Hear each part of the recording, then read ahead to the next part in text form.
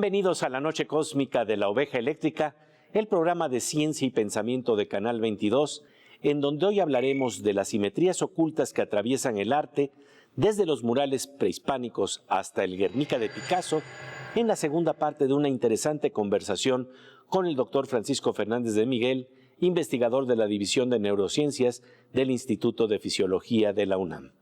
Previamente, tocamos sus investigaciones realizadas con electroencefalogramas y otros estudios en torno a la ambivalente percepción visual de belleza y violencia que aparece en murales prehispánicos. El horror que se esconde detrás de hermosos colores contrastantes nos hace dejar de lado, aunque no del todo, el agresivo sacrificio de varios individuos presente en el mural de Cacaxtla llamado La Batalla, realizado entre los años 750 y 850. Hoy hablaremos de lo que tal vez es un efecto catártico que hace que el dolor y el horror se resignifiquen con la memoria y la belleza de las simetrías y geometrías ocultas en el arte. ¿Por qué, por ejemplo, el Guernica de Picasso, creado en 1937, nos conmueve profundamente y tiene un efecto catártico liberador, tanto por lo que nos describe como por la forma de decirlo?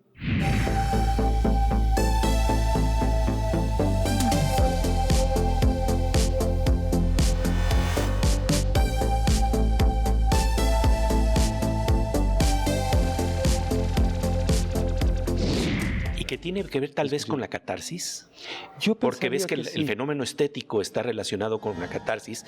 Violencia representada en el Guernica es otra cosa. Y fíjate que ahora que tocaste esto, hicimos un experimento con el mural de Cacaxtla. Después de que yo le tracé las líneas, dije, vamos a ver si no estoy yo inventando, como siempre, ¿no?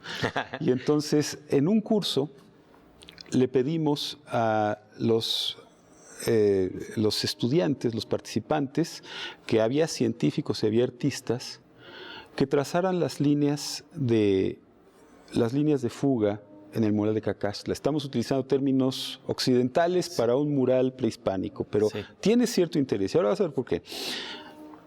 Entonces les explicamos muy bien lo que eran las líneas de fuga, por aquello que no, hicimos ejercicios con varias pinturas conocidas y después les dimos las impresiones.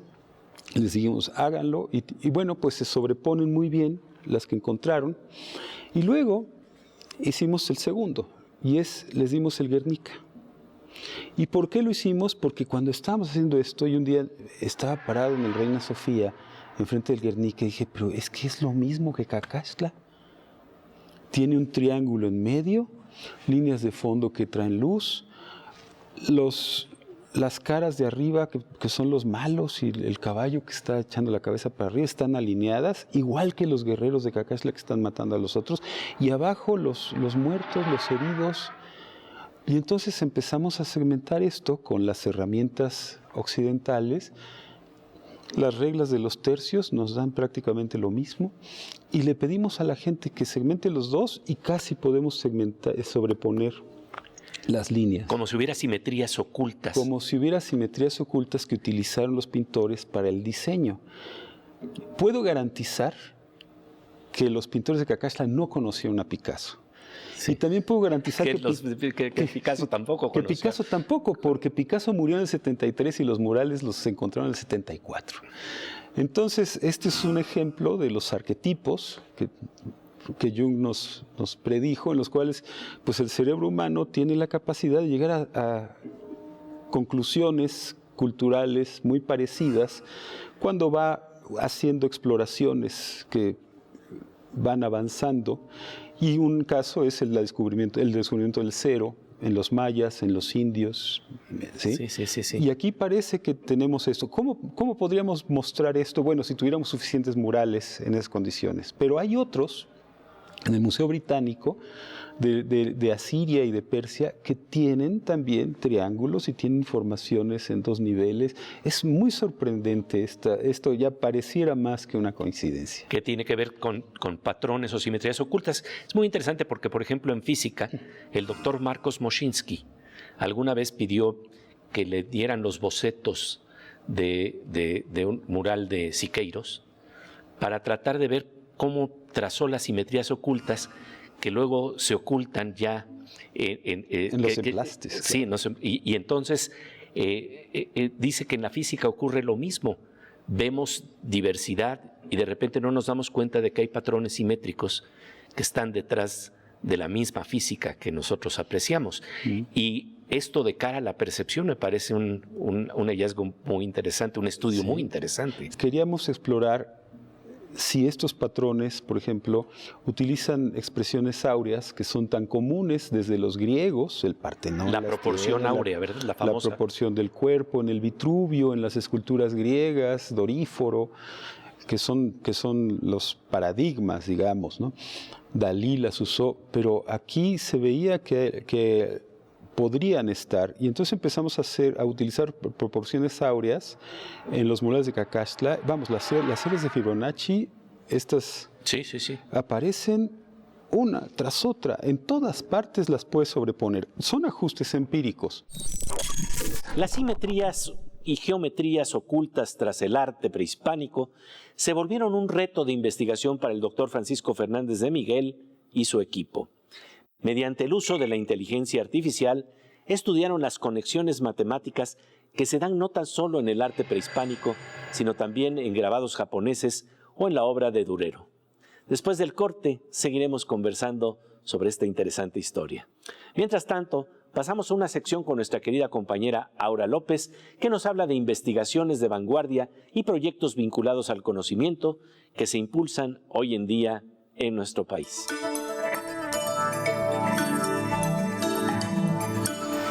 Querida Aura, bienvenida a La Oveja Eléctrica. Gracias, Pepe. Oye, fíjate que cuando uno piensa en Jalapa, uno piensa en plantas, en una vegetación exuberante. Pero, ¿qué es lo que podemos conocer más precisamente de ese mundo que existe allí en esta hermosa ciudad? Sí, justamente no sé si han imaginado cómo sería la creación de un laboratorio nacional de plantas comestibles. Ese es uno de los proyectos que desea realizar el Jardín Etnobiológico de Jalapa en Veracruz, mismo que forma parte de la Red Nacional de Jardines Etnobiológicos, conocida por sus siglas como RENAJEV-CONACYT. El Jardín Botánico Francisco Javier Clavijero está rescatando todo el conocimiento tradicional de las plantas medicinales y comestibles, y en su última investigación encontraron tan solo en la zona centro de Veracruz alrededor de 350 especies nativas de plantas comestibles que son usadas por las comunidades cercanas en su día a día. Además, el Jardín Etnobiológico de Jalapa se basa en dos líneas rectores del RENAJEV: la sistemática, que está dedicada al estudio y conservación de las especies de flora y fauna que se encuentra en el territorio de México, y la de repositorios, que genera mecanismos y acervos para la salvaguarda, preservación y reproducción de información del conocimiento etnobiológico y la riqueza biocultural de nuestro país. Por eso, este espacio en Jalapa tiene una colección documentada con el archivo de cada planta, su procedencia, tipo de material, lugar en el que se recolectó, tipo de suelo y clima. Todo se captura en una base de datos para investigar su uso. También trabajan en la preservación de las especies que están en peligro de extinción. Es importante recordar que la ciencia también se encuentra en nuestras actividades cotidianas y por eso existe RENAJEV-CONACYT. Así que dense una vuelta al Jardín Etnobiológico que esté en su estado, pues son espacios públicos y gratuitos. Espacios que además nos invitan a conocer la riqueza de plantas que están a nuestro alrededor y que casi están murmurando ¿para qué podríamos utilizarlas en términos medicinales? Ese estudio es importantísimo. Así es, Pepe. Pues como siempre, mi querida Aura, muchas gracias por tu presencia aquí en La Oveja Eléctrica. Muchas gracias a ti, Pepe. Después de un parpadeo cósmico, volvemos a La Oveja Eléctrica, en donde estamos conversando con el destacado doctor Francisco Fernández de Miguel sobre las sorprendentes simetrías y geometrías ocultas que atraviesan el arte, desde los murales prehispánicos hasta el Guernica de Picasso. Como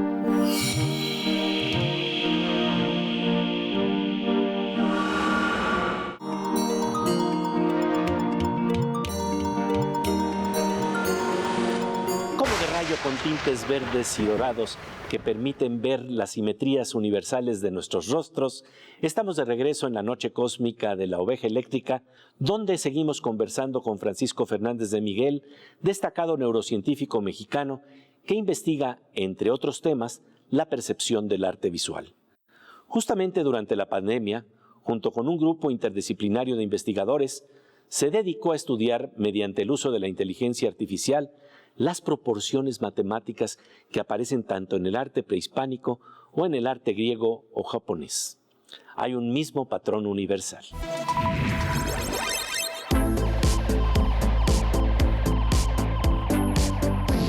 Estábamos encerrados en casa y teníamos reuniones todo el tiempo por Zoom con los chicos del proyecto y estaban artistas plásticos, ingenieros en computación, gente de matemáticas, y entonces empezaron a llegar muchos porque no encontraban quién les contestara para hacer no encontraban respuestas para hacer su servicio social en línea, y entonces empezamos a trabajar en grupos.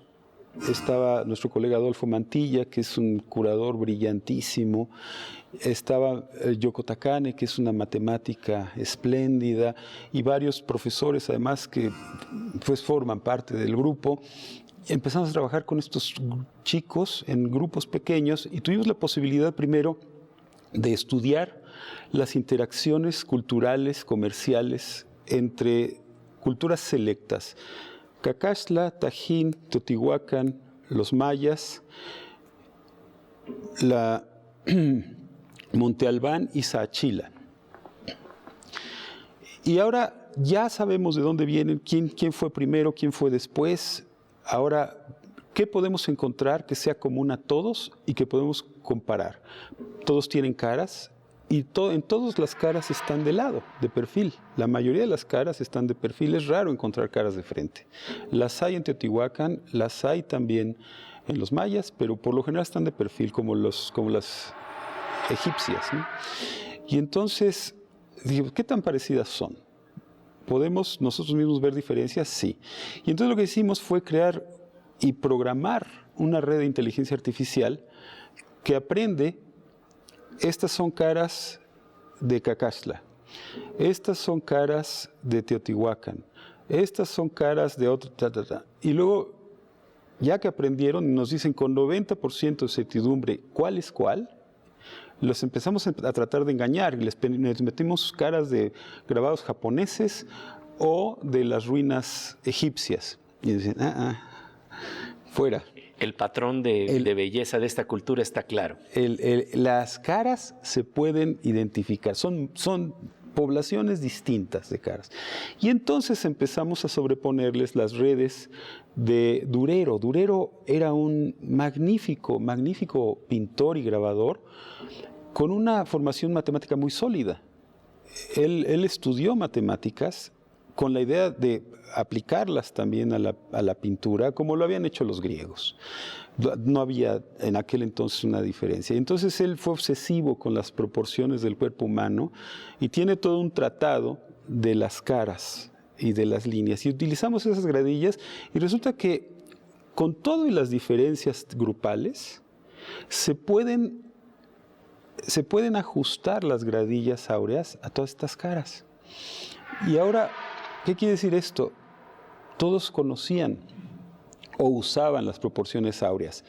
¿Las conocían conscientemente? Yo supongo que sí, porque están en la naturaleza y eran muy buenos matemáticos, a final de cuentas. Los mayas tenían el 0, tenían un calendario igual al que tenemos que hoy en precisión. Pero ¿quién fue primero? Y entonces, comparando quién hizo qué primero, resulta que muchas de las cosas que hicieron los mayas las habían hecho 600 años antes los mixtecos. Y ahí aparece también la proporción áurea. Entonces, a lo mejor los mixtecos sabían más matemáticas de las que nos imaginamos. Y quiero aclarar con esto que no estoy dando por sentado que es conocimiento. Son aproximaciones, son hipótesis, porque pudo haber mucho material que ha desaparecido, al que no tenemos acceso. Pero nos ha dado lugar a plantear estas hipótesis. Y últimamente estamos trabajando con figuras con caras de Teotihuacán, de uno de los últimos murales de Teotihuacán, que tiene una cantidad grande de figuras, algunos de los cuales parece que es algo como el fin del mundo, una cosa así. Hay diversas interpretaciones, no me voy a meter en eso en este momento, pero las caras, parece que uno está viendo los Simpson en la época de los náhuatl, de los teotihuacanos, la parte de adelante, pero muy poco cerebro, no tienen nuca, son figuras que consideraríamos con un retraso mental importante, anencefálicos prácticamente. La sorpresa es que las proporciones áureas también se ajustan de una manera completamente distinta que en las otras culturas. Podemos sacar una máscara que se ajusta a todas las caras que hemos probado, a todas. O sea, da la impresión de que ellos llegaron con una máscara básica, la trazaron y luego les pusieron nariz, luego le cambiaron y cambiaron lo mínimo, pero todas las caras que se ven completamente distintas están hechas con el mismo patrón. Son variaciones sobre un tema. Variaciones sobre un tema y variaciones sobre un tema hecho con las series que pues no eran de Fibonacci, porque Fibonacci las descubrió en la Edad Media. Esto es muy anterior. Entre las maravillas que se descubren en el arte y en los patrones naturales, la serie de Fibonacci destaca como una expresión matemática presente en diversas formas de vida y estructuras biológicas. Después del corte, seguiremos conversando con el doctor Francisco Fernández de Miguel y hablaremos de lo que podríamos llamar variaciones sobre un mismo tema. Con ello nos referimos a constantes universales que se expresan con los sabores propios de nuestras distintas culturas, pero al mismo tiempo conservan simetrías en diferentes épocas. Exploraremos los trazos matemáticos que nos unen, que nos integran. Esto es en verdad interesante. Mientras tanto, nuestra querida compañera Miriam Moscona nos habla de las simetrías ocultas reveladas por el ojo de la ciencia y la tecnología en una sección adecuadamente llamada Veo.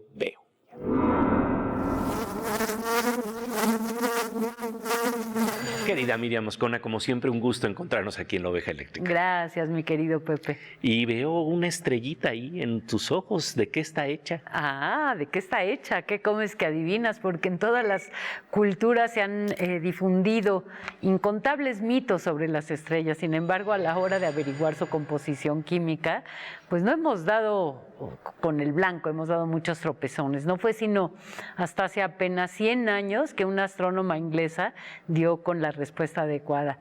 Hasta 1925 se pensaba que la composición química de las estrellas era la misma que la de los planetas, pero la tesis doctoral de Cecilia Payne nos reveló que no es así y por fin quedó claro, gracias a esta mujer, sabemos el día de hoy de qué están hechas las estrellas. Vamos a ver de qué están hechas. Las estrellas son grandes cuerpos celestes compuestas de plasma a altísimas temperaturas que mantienen una forma esférica gracias a su propia fuerza de gravedad. Pero, ¿de qué están hechas? ¿Por qué brillan tanto? La composición química de las estrellas es sobre todo hidrógeno y helio en estado gaseoso, y son precisamente estos elementos químicos los responsables de su alta energía y, por lo tanto, de su brillo. También se han registrado pequeñas cantidades de nitrógeno, hierro o carbono. Saber cómo se forman los elementos químicos en las estrellas ayuda a entender por qué emiten energía, por cuántas fases de vida pasa una estrella. La pobre oveja se muerde las pezuñas porque reprobó física ese año, pero para su examen extraordinario ya despejó sus dudas que serán aclaradas aquí, en la próxima cápsula de Veo. Por lo pronto recordamos a la científica inglesa Cecilia Payne, medio olvidada, gracias a quien se supo por primera vez de qué están hechas las estrellas. Nuestra querida Miriam Moscona en La Oveja Eléctrica. Después de un parpadeo cósmico, seguiremos conversando con el neurocientífico Francisco Fernández de Miguel sobre las simetrías y geometrías universales ocultas en el arte que nos hablan del sorprendente mundo que todos tenemos en común.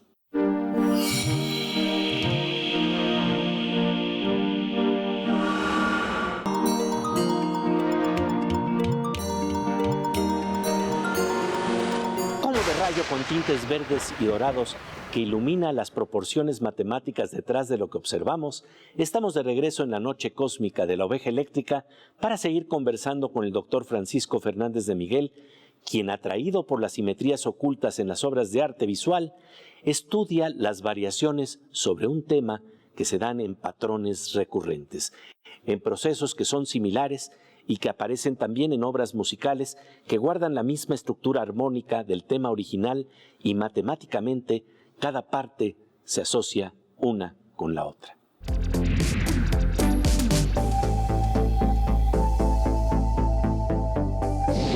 Son variaciones sobre un tema, que nos lleva a un cierto sentido musical también, porque la variación sobre el tema en términos de sonidos implica eso, patrones subyacentes, que eso me parece que te debe de dejar sorprendido, ¿no? Sí, a mí eso me parece muy sorprendente, y a pesar de que con este proyecto pues nos hemos metido a algo que no tiene directamente que ver con la fisiología, que es lo mío, pueden decir, bueno, ¿por qué diablos tú no estás haciendo lo que debes?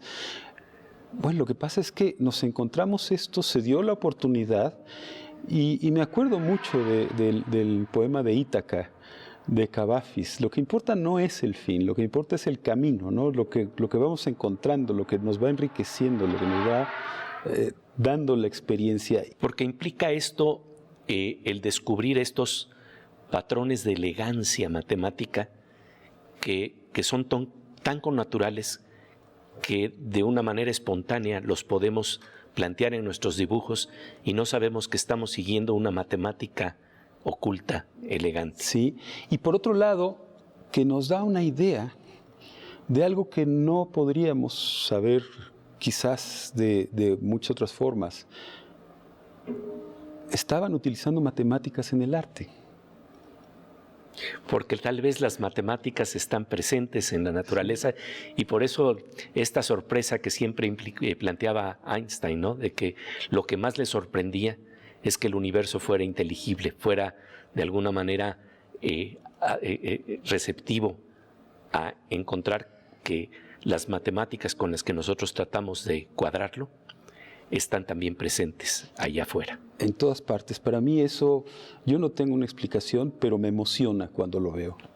Y finalmente, querido Paco, todos estos estudios, ¿qué hacen contigo en el momento en que ahora entras a un museo y ya tienes este nuevo bagaje de conocimientos? Bueno, pues yo ya voy predispuesto a ver qué tipo de cosas encuentro.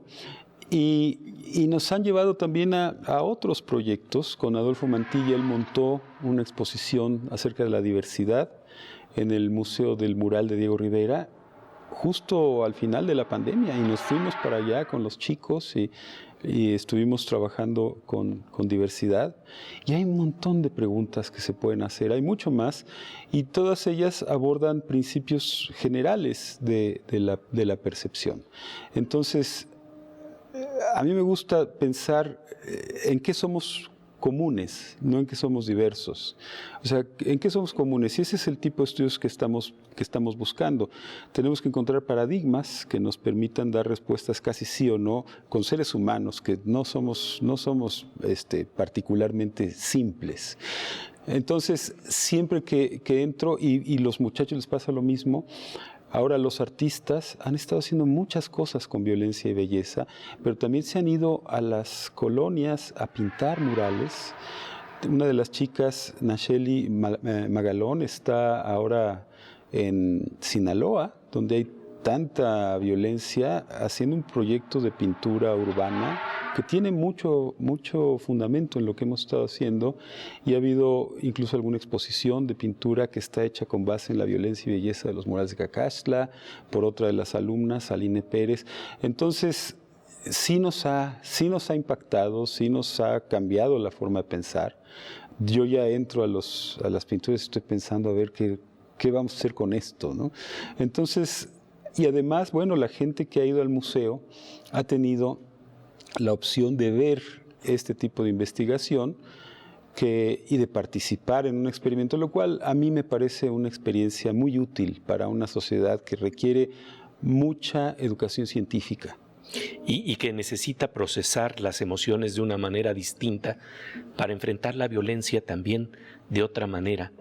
Y el arte tiene ahí alguna función muy importante porque, como tú bien lo planteas, hay una interfase entre las matemáticas y las emociones que es verdaderamente asombrosa de estudiar. Sí, y algo que quisiera comentar al final, y que lo digo en otros foros, es lo siguiente.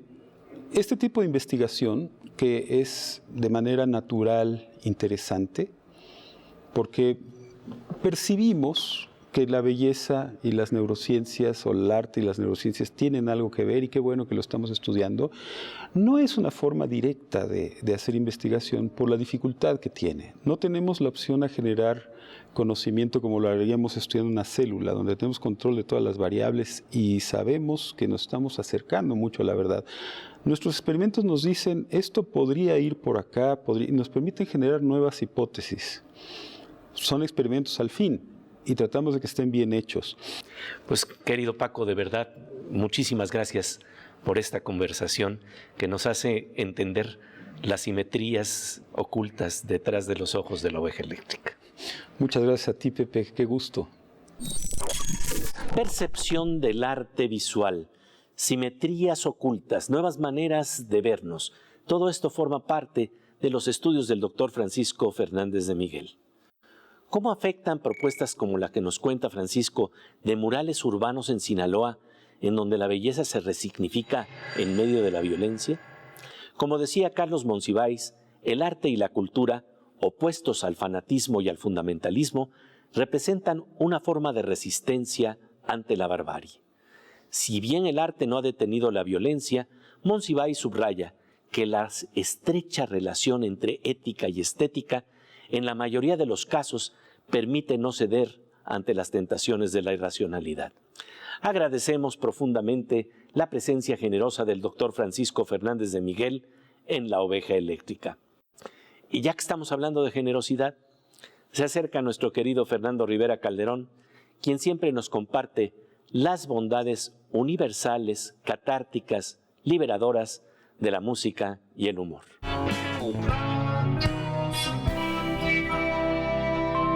Ay, mi querido Fer, pues ¿cómo nos confundimos con eso de la ética y la estética, no? Sí, fíjate que pensamos que el bien y el mal son cosas así, pues independientes de nuestro gusto. De nuestra percepción. Y de nuestra percepción. Y no, ya muchos autores, incluso el mismo Nietzsche, han dicho, bueno, pues no es lo mismo cuando pisamos una cucaracha que cuando matamos sin querer a una mariposa y nos sentimos muy culpables, como dice esta canción. Así es. Cuando matas a una cucaracha piensas que haces bien. Y si matas a una mariposa piensas que haces mal. Cuando matas a una rata piensas que haces bien. Y si matas una abeja piensas que haces mal. Cuando matas a un mosquito piensas que haces bien. Si el mosquito a ti te mata, piensas que hizo mal. Y unos ven matar a un toro y se les hace bien.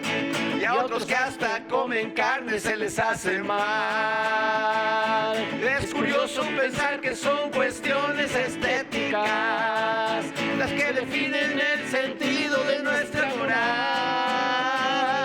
Es curioso pensar que son cuestiones estéticas las que definen el sentido de nuestra moral.